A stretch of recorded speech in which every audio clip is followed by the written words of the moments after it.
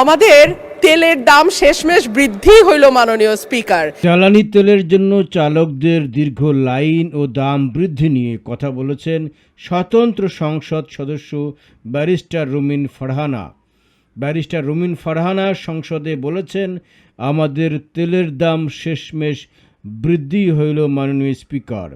কিন্তু তার আগে আমরা দেখলাম কয়েক কিলোমিটার জুড়ে লম্বা লাইন। আমরা দেখলাম মাঝরাত পর্যন্ত ড্রাইভাররা দাঁড়িয়ে আছেন। আমাদের তেলের দাম শেষমেশ বৃদ্ধি হইল মাননীয় স্পিকার, কিন্তু তার আগে আমরা দেখলাম কয়েক কিলোমিটার জুড়ে লম্বা লাইন। রুমিন ফারহানার অভিযোগ, আশ্চর্য হয়ে লক্ষ্য করলাম মাননীয় স্পিকার, মন্ত্রীরা যখন সংসদে বক্তব্য দেন তখন তারা অবলীলায় বলেন বাংলাদেশে জ্বালানির কোনো ঘাটতি নাই, কিন্তু মাননীয় স্পিকার যখন তেল নিতে যায় তখন দেখা যায় 3 কিলোমিটার লম্বা লাইন। আশ্চর্য হয়ে লক্ষ্য করলাম মাননীয় স্পিকার, মন্ত্রীরা যখন সংসদে বক্তব্য দেন তখন তারা অবলীলায় বলেন বাংলাদেশে জ্বালানির কোনো ঘাটতি নাই।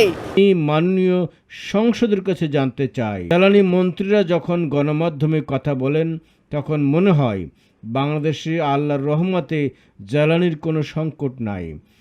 ওনারা যদি পরিষ্কার করে বলেন বাংলাদেশে বর্তমানে কতদিনের অকটেন, কতদিনের ডিজেল মজুদ আছে, কতদিন চলতে পারে।